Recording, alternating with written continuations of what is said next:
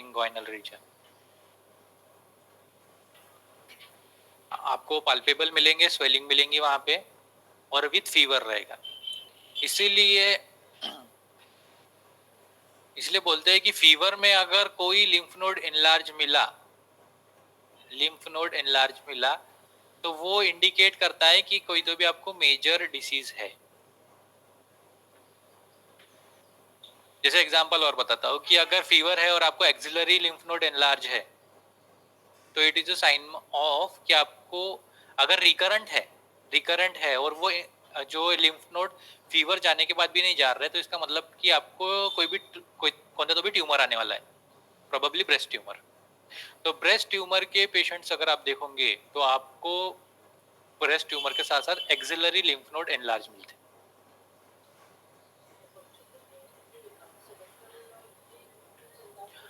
हाँ, बेबीज में फीवर के साथ साथ सर्वाइकल लिम्फ नोड बहुत एनलार्ज मिलेंगे, सर्वाइकल लिम्फ नोड एनलार्ज रहते। तो बेबीज में अगर सर्वाइकल लिम्फ नोड एनलार्ज मिल रहे तो it is normal, it is common, और इट इज टोटली फिजियोलॉजिकल होता है। क्यों होता है? क्योंकि बॉडी में सबसे ज्यादा लिम्फ नोड सर्वाइकल रीजन में दिए रहते।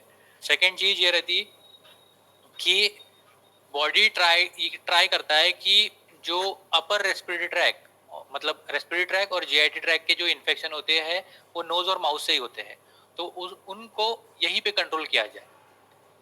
तो जो लिम्फ नोड्स होते हैं वो नथिंग बट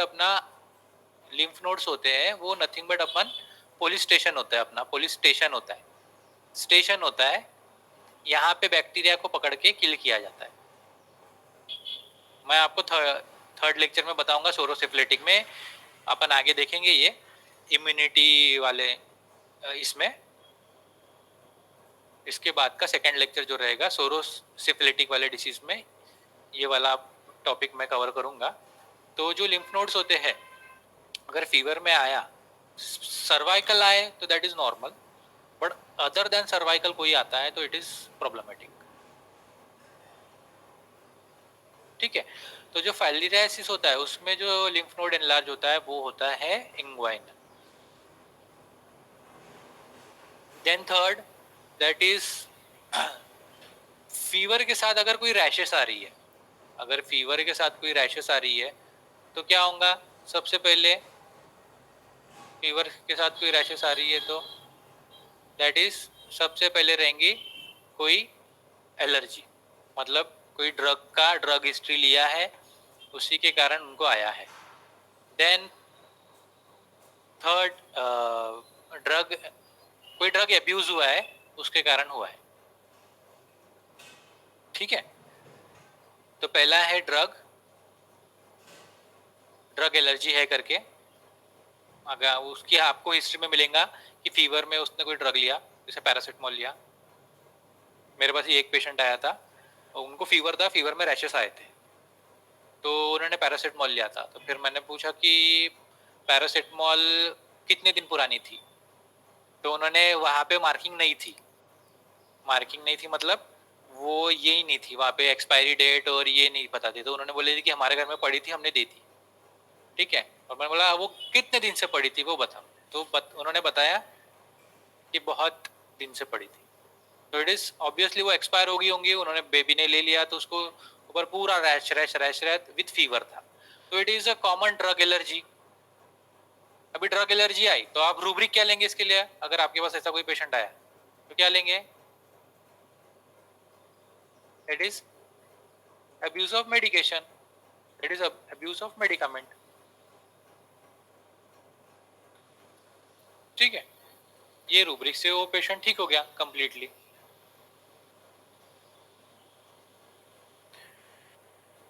ठीक है, अगर रैश है, लेकिन रैश कैसी है?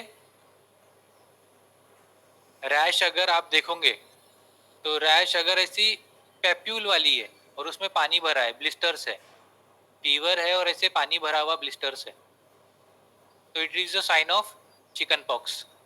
उसको क्या, कौन सा है फीवर है? Chicken pox. और ऐसे डॉट्स है और उसके आजू बाजू रेडिश है, डॉट्स है और उसके आजू बाजू रेडिश है, it is a sign of measles. ठीक है। और चिकन पॉक्स, मीजल्स, ये ये जो होते हैं प्रोबेबली इनको फीवर, इनमें है ना, फीवर मॉनिटर करना पड़ता है। फीवर मॉनिटर करना पड़ता है। अगर फीवर 100 तक है या बिलो 100 है तक है तो इनमें कोई मेडिसिन देने की ज़रूरत नहीं पड़ती। प्रोबेबली 100 तक ही रहता है लेकिन कोई मेडिसिन देने की ज़रूरत नहीं। क्यों? क्योंकि जो मीजल और चिकन पॉक्स होते हैं ये क्या होते हैं, ये न्यूरोडर्म से एक्टोडर्म पे आते हैं। न्यूरोडर्म से एक्टोडर्म पे आते हैं। तो ये पहले मैंने न्यूरोडर्म कहा है, मैंने बताया था कि ये सबसे पहले कहा आएंगे कॉप्लिक स्पॉट पे। कॉप्लिक स्पॉट क्या होता है? Hard palette.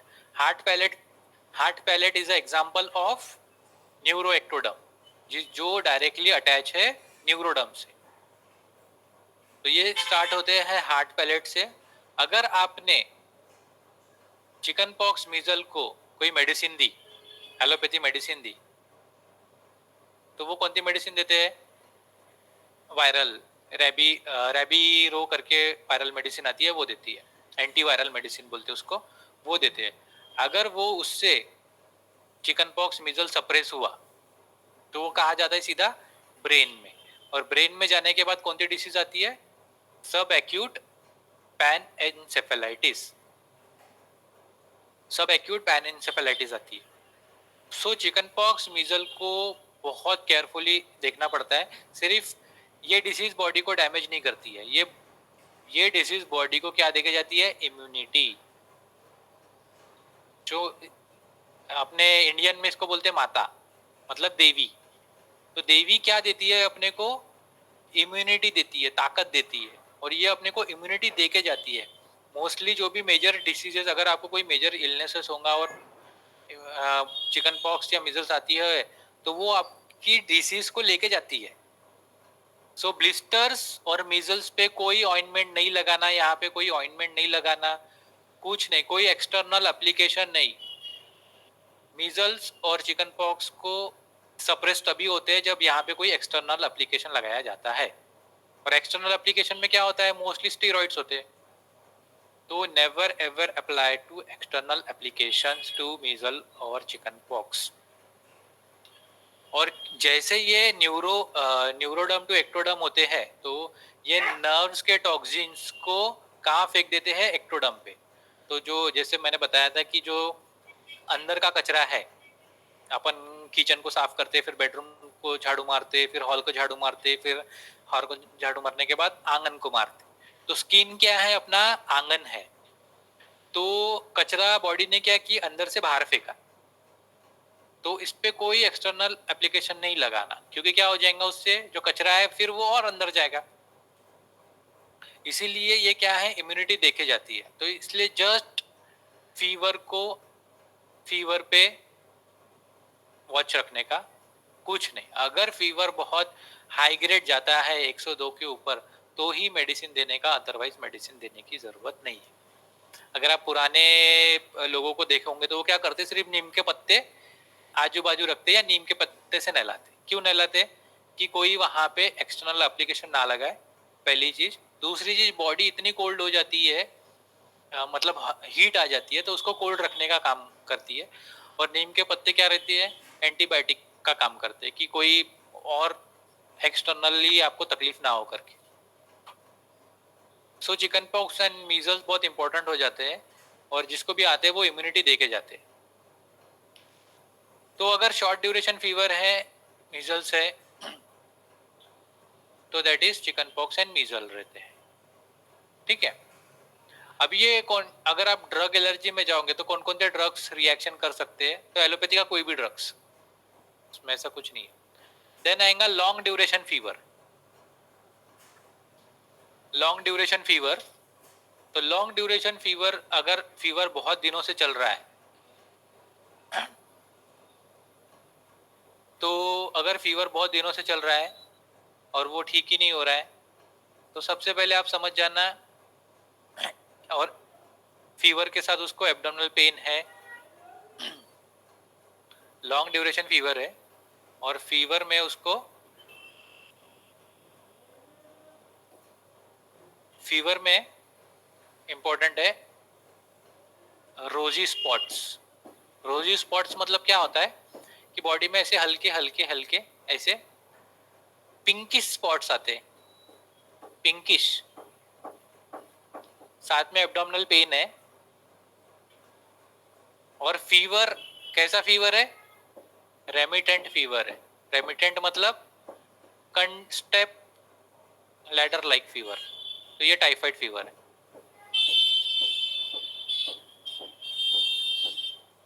तो it is a sign of typhoid fever.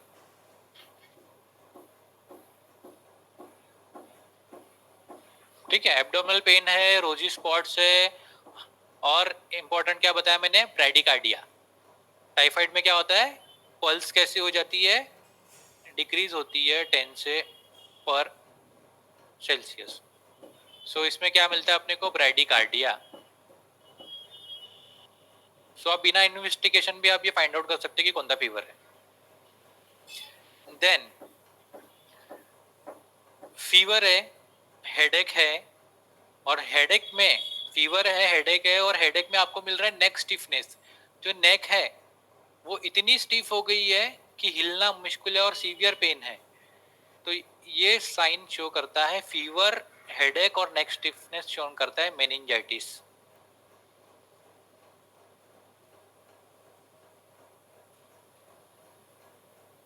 Fever, headache, neck stiffness और वोमिटिंग, ये तीन साइन है।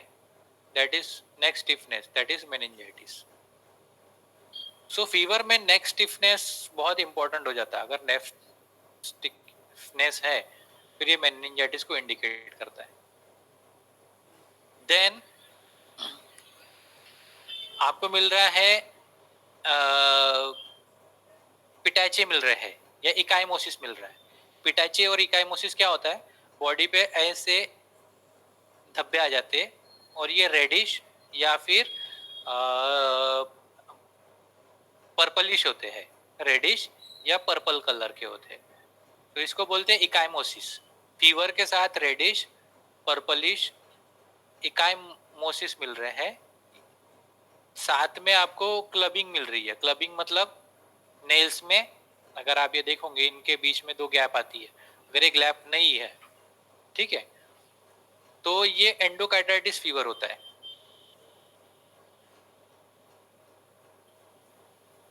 ठीक है, क्लबिंग, पिटैची और दूसरी इंपॉर्टेंट चीज दैट इज पाल्पेबल स्प्लीन। और स्प्लीन को आप चेक करोगे स्प्लीन के साइड में तो आपको पाल्पेबल मिलेगा, that is a sign of endocarditis. ठीक है, लॉन्ग फीवर है, इवनिंग राइज का फीवर है,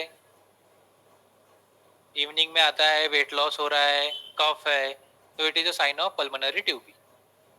ठीक है, देन फीवर है, फीवर के साथ एब्डोमिनल पेन है, कंटिन्यू फीवर है और वहां पे फीवर के साथ आपको डिसेंट्री है। डिसेंट्री है मतलब बार बार फ्रिक्वेंटली आपको मोशन हो रहे हैं, तो it is a sign of liver abscess, हमें भी क्लीवर अपसेस।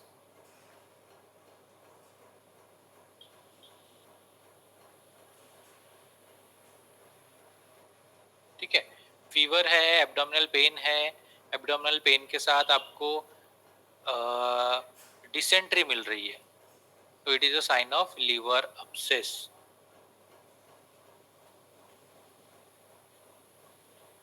देन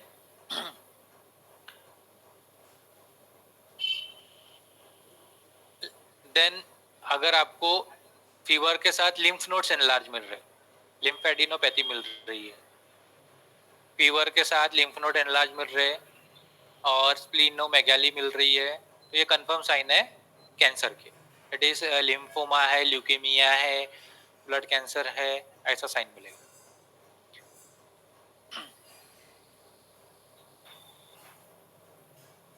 और फीवर के साथ कफ है और हिमाप्टोसिस है, ब्लड में खून भी आ रहा है, तो that is a sign of pulmonary ट्रूबी और ब्रूसेलोसिस या फिर other occupational hazard. That is जो इसमें काम करते माइंस में वगैरह, एबिस्टोसिस, पल्मोनरी एबिस्टोसिस। सो ये हो गया फीवर। सो फीवर को अपने को डिफरेंशिएट करके आइडेंटिफाई करना है। अभी इनको ठीक करने का अप्रोच क्या है, दैट इज अप्रोच। तो सबसे पहले अप्रोच में अपने को क्या देखना है, दैट इज कोई भी सिम्टम हो, डायरिया हो, वॉमिटिंग हो, कोराइजा हो, स्नीजिंग हो, कफ हो, इचिंग हो, रैश हो, पेपुला हो, पस्चुला हो, क्या देखना है कि वो क्या है, whether it is chicken pox, measle, whether it is ecchymosis, whether it is rosy spot, या फिर डायरिया है, डिसेंट्री है, क्या है वो इम्पोर्टेंट है। ठीक है। देन अगर आपको वोमिटिंग मिल रही है कुछ खाने के बाद, वोमिटिंग आ रही है कुछ खाने के बाद, डायरी इंडिस्क्रीशन है, तो जस्ट वेट एंड वॉच करना है। क्या करना है, वेट एंड वॉच करना है, क्योंकि इम्यूनिटी क्या कर रही है, इम्यूनिटी फंक्शनिंग में है और इम्यूनिटी ही थ्रो कर रही है वो टॉक्सिन्स को आउटसाइड में। सो मेडिसिन नहीं देना है इस कंडीशन में, अपने को क्या देना है, सैक्लैक देना है। मेडिसिन नहीं देना है, सैक्लैक करना है। लेकिन साथ में अपने को क्या मॉनिटरिंग करना है, उसका stamina, energy level and desire for work. अगर कोई भी डिसीज आती है दुनिया की, अगर कोई भी डिसीज हो, सबसे पहला साइन ही क्या रहता है, that is decrease energy level. ये पहला साइन होता है कि कोई भी डिसीज हो, आपका क्या करेगा, जैसे मैंने बताया था आपको लास्ट लेक्चर में, अगर डिसीज है तो वो क्या होती है, लोअर टू हायर जाती है। अगर कोई भी चीज लोअर टू हायर जाएंगी तो क्या करेंगी, एनर्जी कंज्यूम करेंगी, एटीपी कंज्यूम करेंगी। तो एटीपी कंज्यूम करेंगी तो बॉडी को क्या होगा, बॉडी की जो एनर्जी है, स्टेमिना है, वो क्या होगा, डिक्रीज होगा, डिक्रीज होगा। सो स्पेशली इनडिस्पोजिशन के केसेस में आपको मॉनिटर करना है उसका स्टेमिना। अगर उसका स्टेमिना भी कम हो रहा है देन आपको मेडिसिन देनी है। अगर स्टेमिना नॉर्मल है, जैसे बाहर का खाया और वोमिटिंग हो रही, बाहर का खाया लूज मोशन हो रहा है, ठीक है, तो आपको चेक करना है उसका स्टेमिना लेवल कैसा है। वोमिटिंग 10 वोमिटिंग भी हुई तो भी चलता, लेकिन उसका क्या चेक करना है, स्टेमिना लेवल। अगर स्टेमिना लेवल करेक्ट है, प्रॉपर है, तो आपको कुछ करने की जरूरत नहीं है, just wait and watch, SL दो, क्योंकि बॉडी खुद उसको टॉक्सिन्स को बाहर फेंक रही है। या कोई बासा खाता है तो बॉडी क्या कर रही है, खुद ही उसको ठीक करने का कोशिश कर रही है। तो स्टेमिना देखना है, बाकी कुछ करने की जरूरत नहीं है। किन केसेस में आपको कुछ करने की जरूरत नहीं है, डायरिया, वोमिटिंग, कोराइजा, स्नीजिंग, कफ, इचिंग, रैश, पैप्यूल्स, पस्चूल्स, ठीक है। तो आपको चेक करना है वो रैश कैसी है। अब जरूरी नहीं सर ने रैश बोला है तो रैश कैसी है, अगर वो रैश है लेकिन वो रैश की जगह इकाइमोसिस निकला, तो फिर इकाइमोसिस क्या होता है, ब्लड स्पॉट्स होते हैं, बॉडी स्किन पे ब्लड स्पॉट्स होते हैं। मतलब क्या होता है, दैट इज कैपिलरी का क्या हो रहा है, लीकेज हो रहा है, कैपिलरी ब्लीड हो रहा है, तो वो आप उसको बोलते हैं इंटरनल ब्लीडिंग। तो ये नहीं होना चाहिए। मोस्टली ये किस में होता है, आईटीपी में होता है, आईटीपी मतलब इडियोपैथिक थ्रोम्बोसाइटोपेनिया। इसमें क्या होता है, प्लेटलेट एग्रीगेशन प्रॉपर नहीं होता है और अपने को लीकेज ऑफ कैपिलरी मिलती है। तो जरूरी नहीं कि हर सिम्टम्स को पहले परखना है क्या है, देन देन आगे बढ़ना है। सो इम्पोर्टेंट है, अगर आपको कंफ्यूज हो रहा है कि कैसे रैश है, पेप्यूला, इसमें कंफ्यूजन हो रहा है, तो just watch stamina. Stamina proper है तो आपको कुछ मेडिसिन देने की जरूरत नहीं है। अगर उसका स्टेमिना डिक्रीज हो रहा है तो आपको मेडिसिन 100% देना है। तो इनडिस्पोजिशन, इनडिस्पोजिशन मतलब ही क्या होता है, that is slight alteration in health. Slight alteration मतलब कि थोड़ा सा चेंजेस आया है होम्योस्टेसिस में और ये खुद सेल ट्राई कर रहा है उसको ठीक करने की, तो आपको इनके बीच में कुछ करने की जरूरत नहीं है। बट आजकल आजकल की टेंडेंसी हो गई है सभी पेरेंट्स की कि मेरे बच्चे ने छींका तो सीधा किसके पास लेके जाते हैं, एमडी डॉक्टर के पास। क्यों? एमडी डॉक्टर वो छींक को कंट्रोल करेगा। एमडी डॉक्टर को फिर एमडी डॉक्टर के भी ईगो पे बात आती कि मेरे को छींक को ठीक करना है, तो वो मेडिसिन भी कैसे देगा आपको? हायर मेडिसिन देगा। हायर मेडिसिन देगा तो क्या होगा? डिसीज क्या होगी? सप्रेस होगी। दैट इज आपका जो लेयर है, दिस इज अप लेयर में ट्रैवल करेंगे। सो अगर अप लेवल में ट्रैवल कर रही है सो आपको आगे जाके कॉम्प्लिकेशन आएंगे। इसीलिए अपने होम्योपैथी हिस्ट्री में केस टेकिंग बहुत इंपॉर्टेंट है, और केस टेकिंग में हर एक चीज इंपॉर्टेंट है। और इसी में आप देखते हैं अपन journey of disease, journey of disease बोलते हैं उसको, पास्ट हिस्ट्री। किसी भी पर्सन को वो डिसीज क्यों आई, कैसे आई, जर्नी ऑफ डिसीज, ये जानना बहुत जरूरी रहता है। अगर आप journey of disease, that is कोई बोलते हैं कॉज ऑफ डिसीज, कि वो कैसे ट्रैवल की डिसीज, तो आपको बहुत इजी जाता है ठीक करना।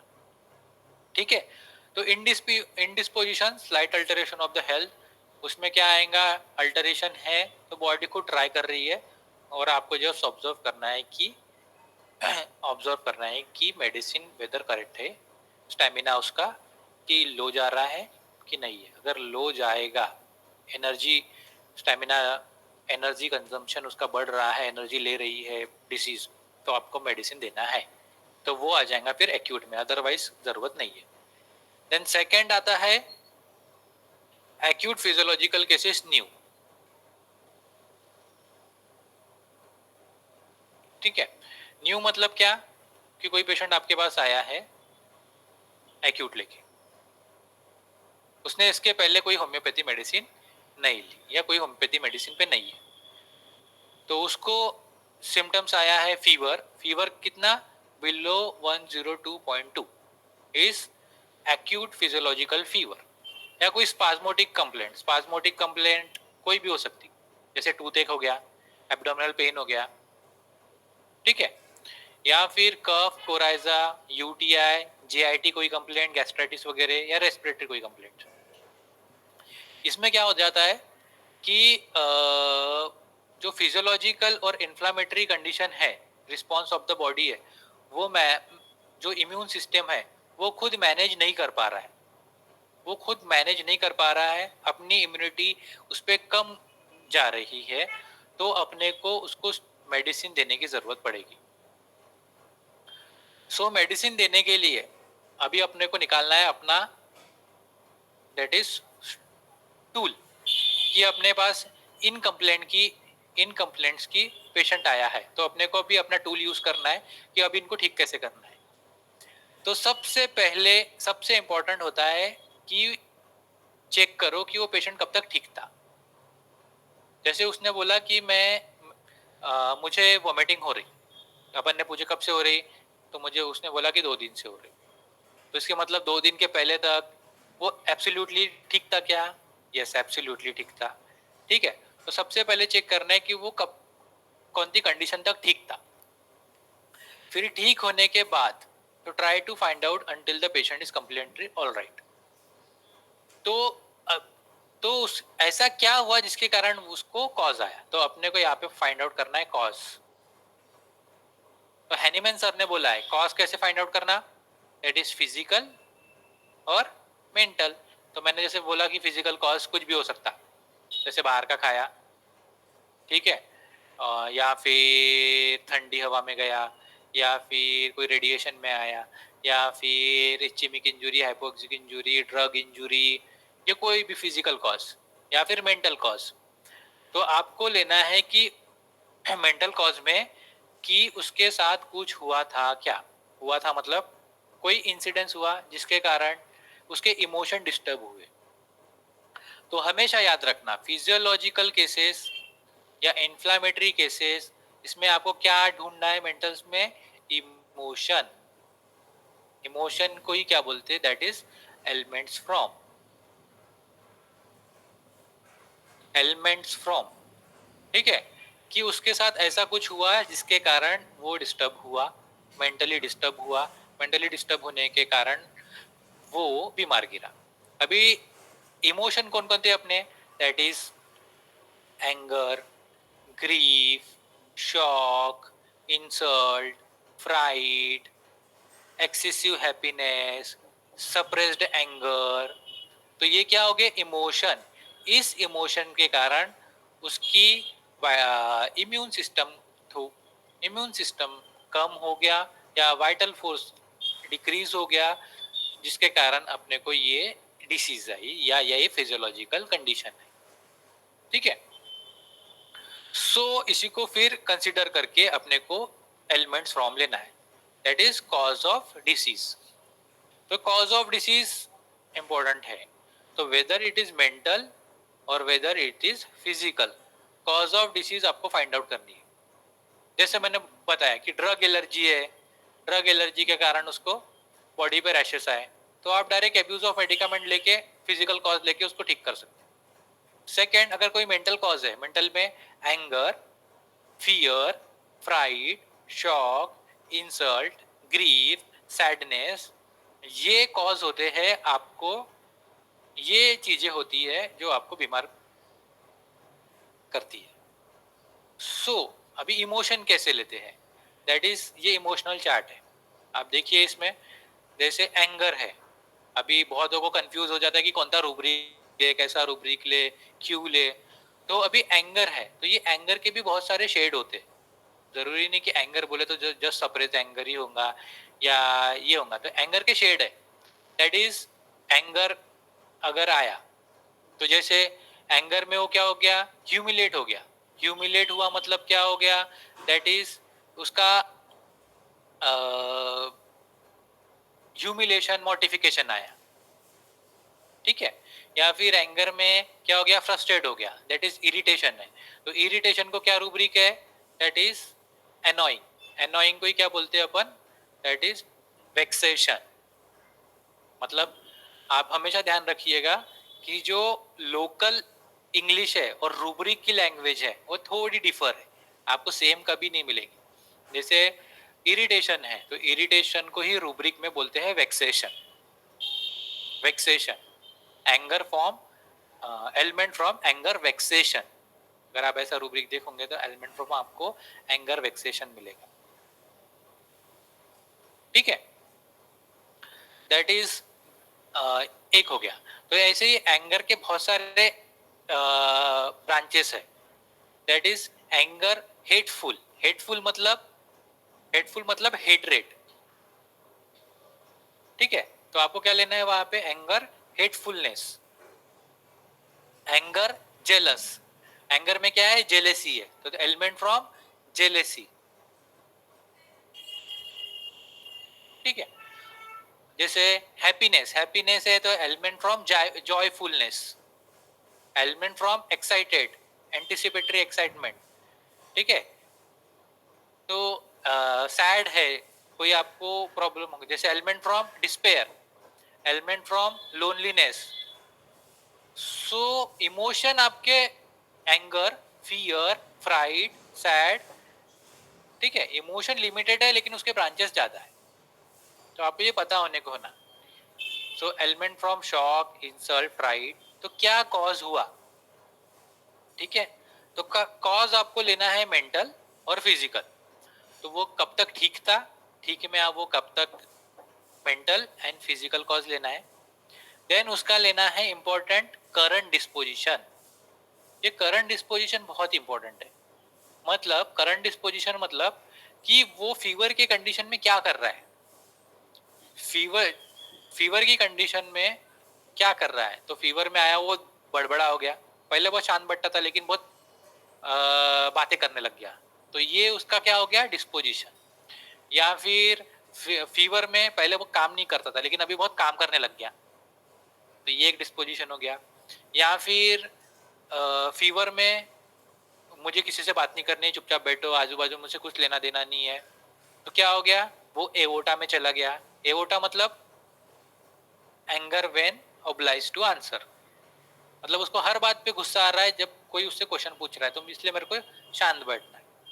या फिर वो फीवर आया तो रोए ही जा रहा, या फिर मुझे ठीक कर दो, मुझे ठीक कर दो, मुझे ठीक कर दो, या लैमेंट कर रहा, मतलब वो क्या कर रहा है? प्लीज कर रहा, तो उसको रूब्रिक में बोलते हैं लैमेंटिंग या लैमेंट